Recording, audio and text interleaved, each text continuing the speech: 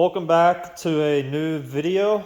It's been a minute, but I have, as you can see, made progress on the SRT4.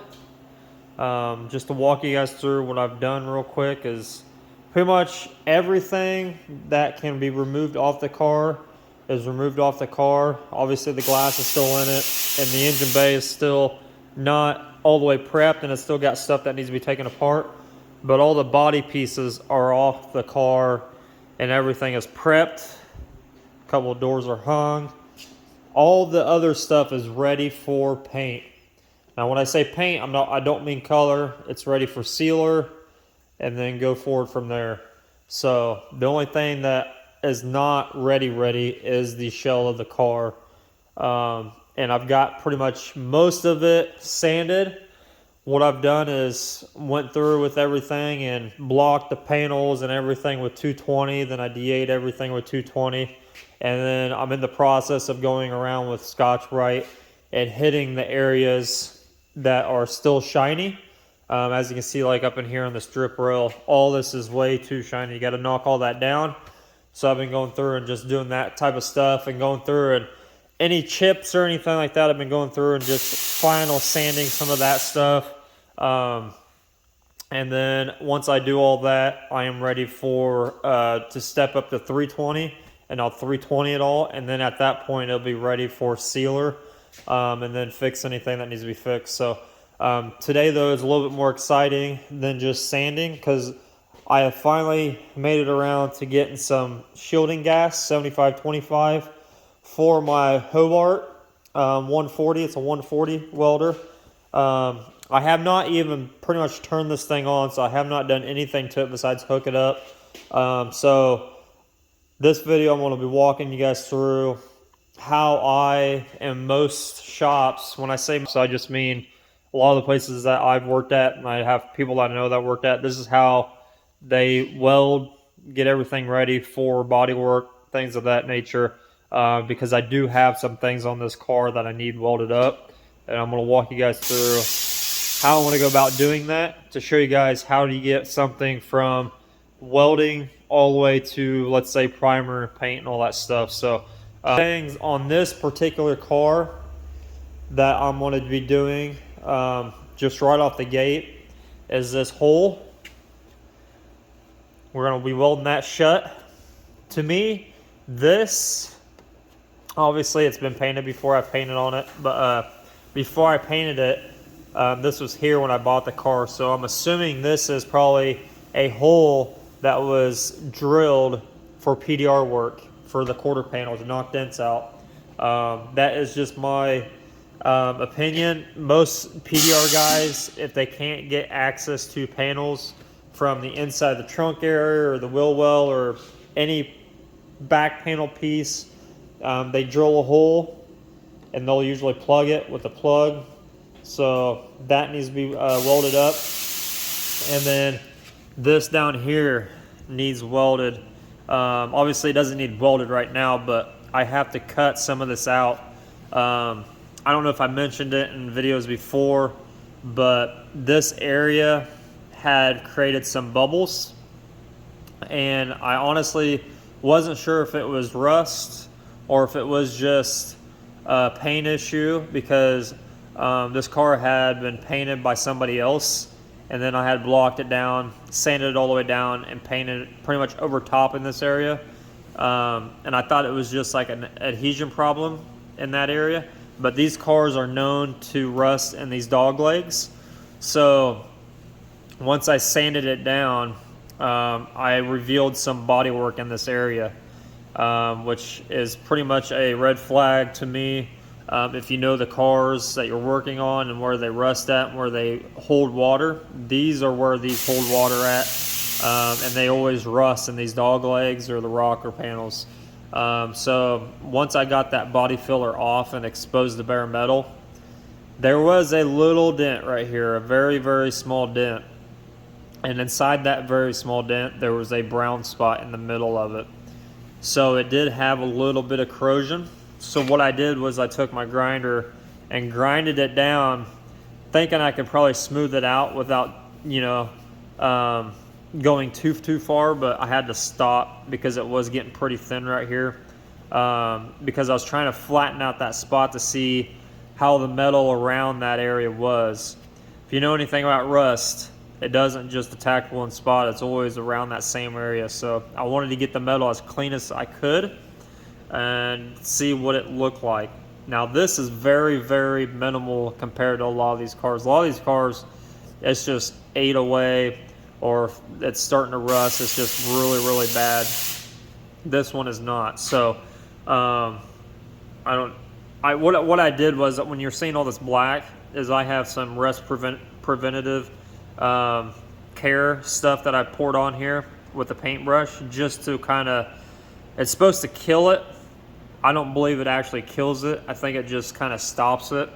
So my thinking is I'm going to sand this back down, look at it again, see what it looks like.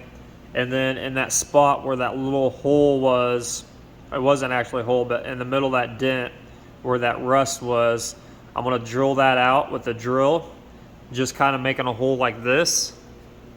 And then I'm going to try to see inside there, see if there's anything in there that needs fixed, because a lot of times it's not the outer panel with rust, it's the inner. So a lot of these cars have inner panels and outer panels that go to them, and it's always the inner panel that starts rusting and then it transfers to the outer panel.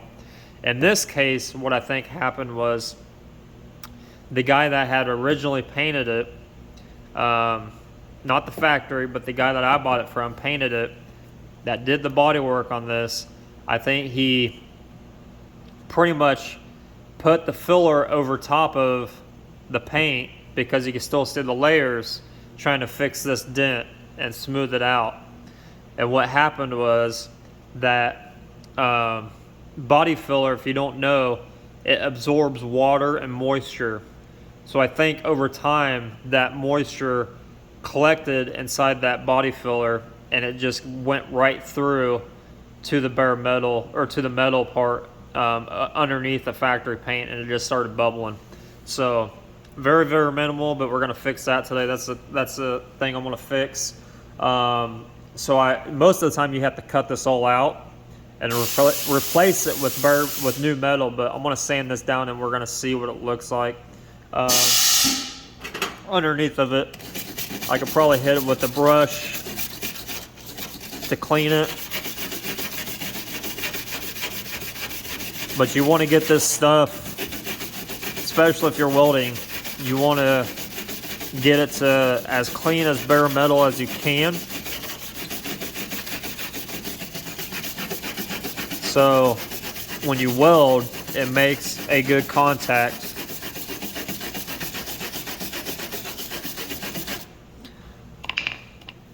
So there's the dent right there. You can see it has that little tiny spot that was brown, and it's not even soft. So to me this is still good, but to get rid of that little spot and possibly some of these other, you can see kind of right here, it's kind of got like, it looks like the metal's cracking.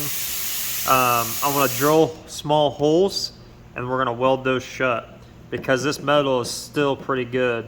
It's hard, it's not soft. Usually when you can put a lot of pressure on it, and if it like moves and starts cracking, that means it's the back side of that panel is totally ate away, and you're gonna have to cut that section out. But this is really strong. So to me, this is still good metal. It's just those areas that are kind of starting to get ate away. We're gonna drill those out just like this up here, and we're gonna weld that up. All right, so dressed the outer area, which just means I grounded it down to bare metal.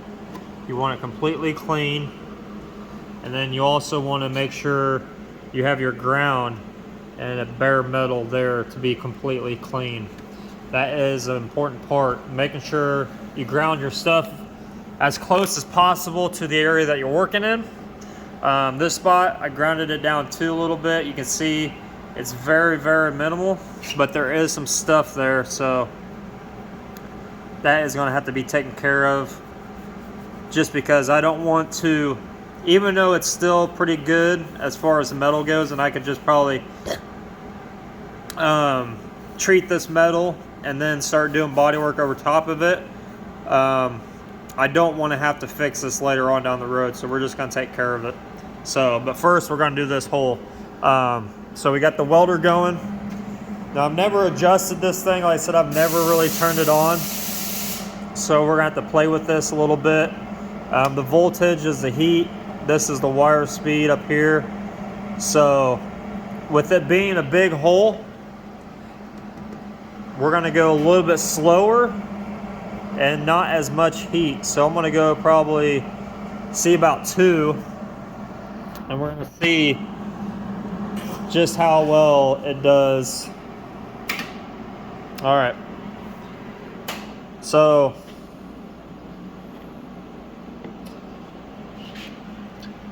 I'm on a now before you start welding, let me tell you this. On bare metal, yes, you want it bare metal, but if you do have some welding primer, squirt some over top of that, just because it'll allow you to weld, and it's primer as well, so it just extra precaution. But I don't have any, so we're just gonna go straight to weld.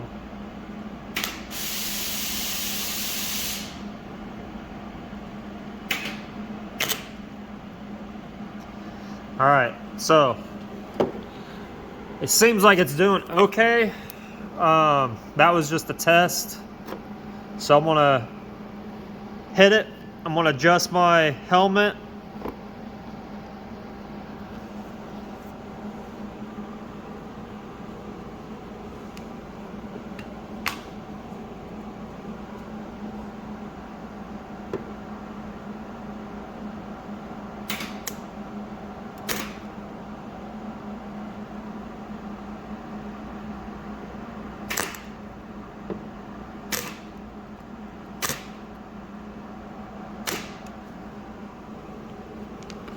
And all I'm doing is I'm just testing it to see just how well this is gonna hold.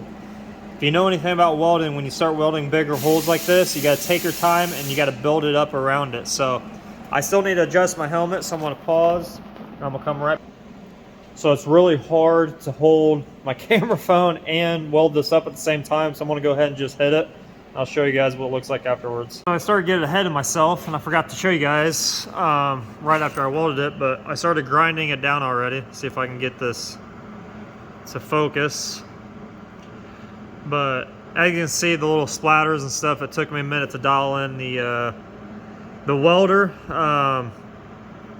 But essentially what I did was I started on one edge on the top right, and I just barely hit it. And I went around it to kind of close the circle in a little bit closer, so it wasn't as wide. And then by the time I got back around, and in between these I used air to cool everything down so I didn't warp the panel really bad. And that is key when you're welding. If you do like continuously one after the other, this whole thing is going to get so hot it's going to get caved in. So I try to do that with cooling it down with the air, so that way my next weld didn't warp it or anything like that. Just creates minimal body work when you're done with it. In this certain area in the door jamb and stuff like that, obviously you're not going to see it full time, but so a little bit less body filler if you don't warp it. So just take your time, hit it with some air every so often, and then go on to your next weld.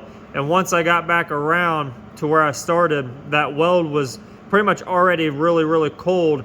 It's cooled down, so I can hit it even harder the next time, make it bigger, and then I went around again. And it's just a continuation of going in circles, and until that one spot gets big enough, you can just keep adding to it and connect the dots and all of it. That's why you always see these little circles and stuff in here. When I grounded this down, you can kind of see the little circles I went around and did.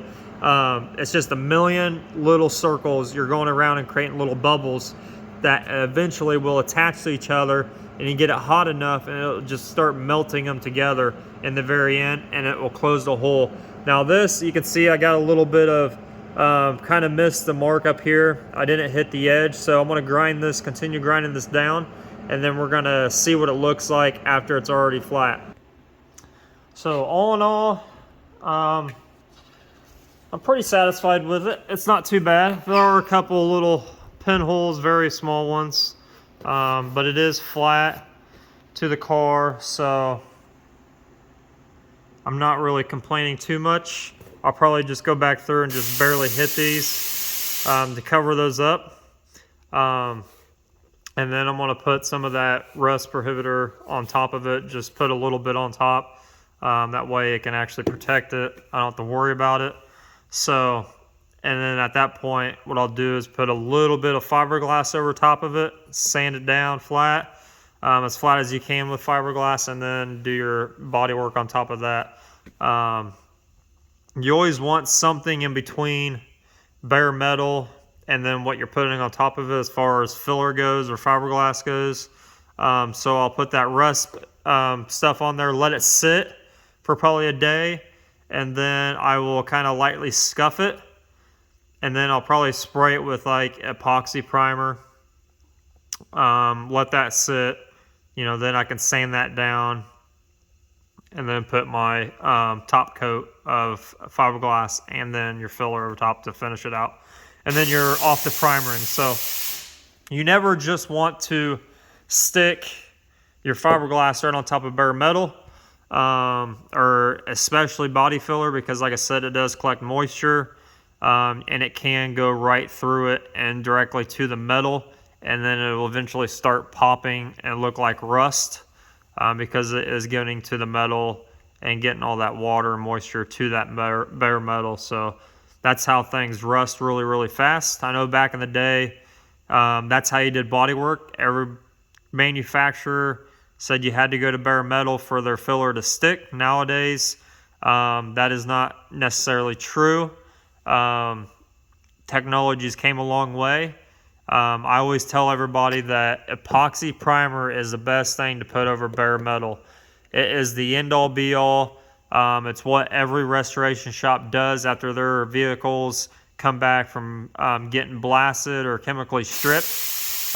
They do epoxy primer it, protect all that metal, and then they start doing their body work. So that's exactly what I'm going to do this. Coming down here though, I want to go ahead and probably drill that sucker out,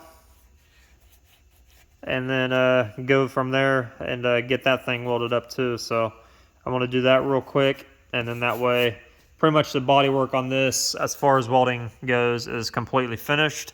But I just wanted to show you guys a little bit of process. Obviously this is a brand new welder to me. I've never welded with a 140. Everything that pretty much every shop I've been in, I don't weld anyways. I haven't welded for many, many years, so this is going to be a learning curve to me, because every welder that I've touched has either been like a 210, like a Miller, or a car liner. We got a really fancy one at work that's a car liner, and it's all computerized, and it pretty much does everything for you. As long as your surface is clean, you should make a perfect weld, is what it says, but you know how that goes. So yeah, welding is never something that I have done, pretty much any time of my career. It's always been on the paint side, so I figured I've done it in the past. I'm better at TIG welding than I am at MIG. I don't know what it is, but it's just the process. I like it better, so maybe that's why I'm better at it. But this is going to be a learning curve to me. But I just want to show you these settings that I had this on to show you just how slow I was going to fill that up.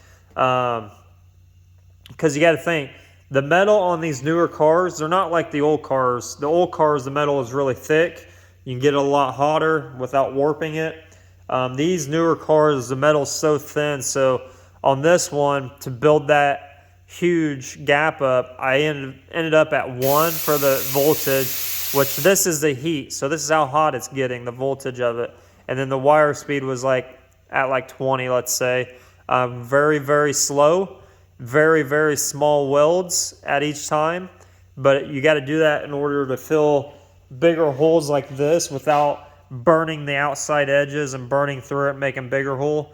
you got to go really slow and build that up. So that is kind of how I did it. Obviously, if you do this for a living, you probably know a better way. So maybe if you've watched this video, you can kind of comment down below what you would have done differently. But this is just what I ended up with on this particular hole that I welded up. But overall, I'm pretty happy with it. It's not a bad welder. I think I paid like $600 and some for this thing, brand new. The gas and all that stuff, obviously you have to pay that for separate. The welding cart was like 50 bucks or something. It was everything was relatively cheap for this setup, so I'm pretty happy with it, because you can get a really expensive welder and spend thousands of dollars, and obviously it's probably going to be a lot better than something like this. But if you're just pedaling around in your shop at home doing small stuff, and you're not doing like frames or anything like that, this thing will get you by. So pretty happy with it. So yeah, and every time you get done using your gas, make sure it's turned off and drained. That way you don't have any issues. So I'm going to turn all this down.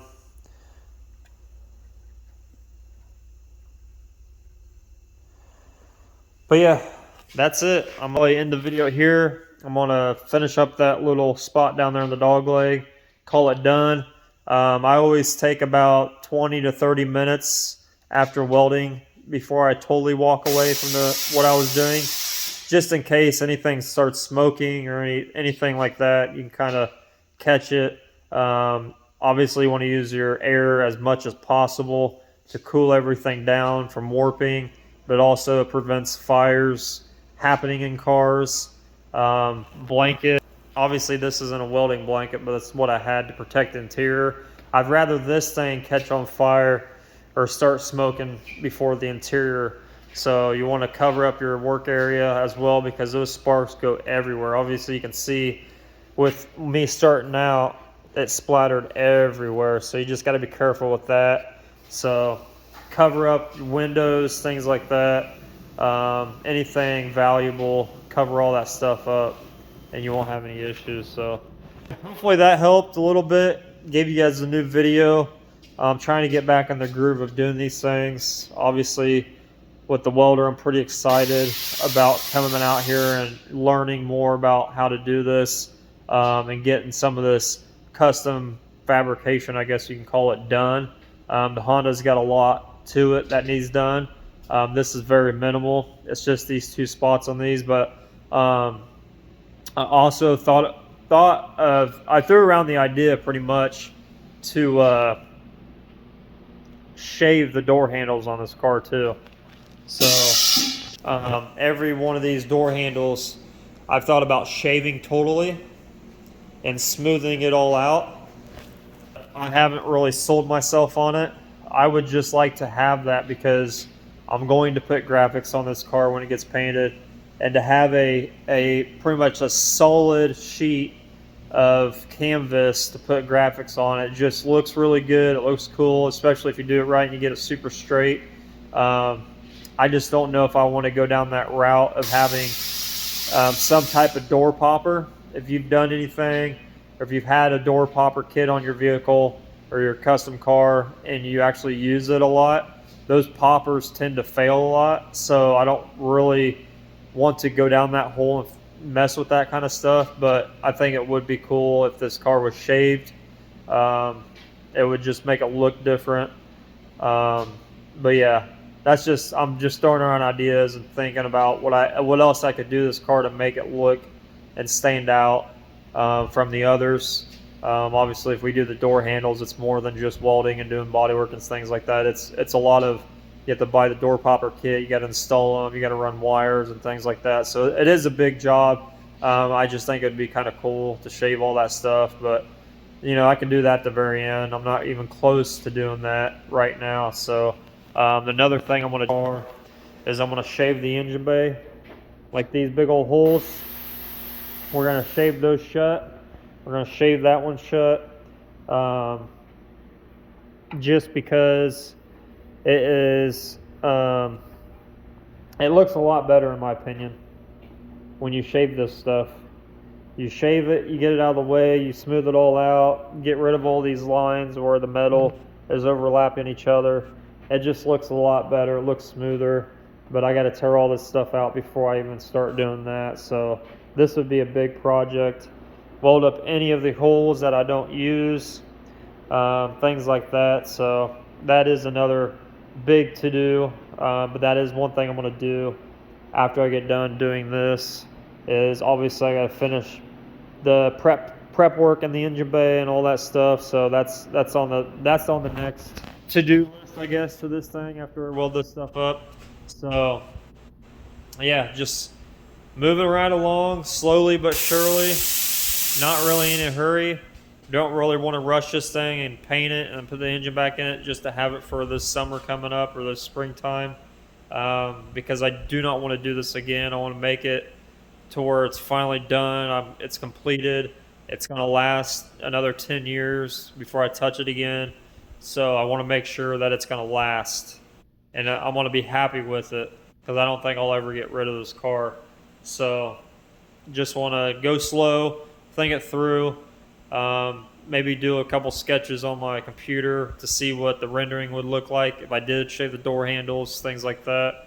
Uh, so yeah, just taking my time, guys. So sorry for the delay on the videos, but hopefully this will give you something new to watch.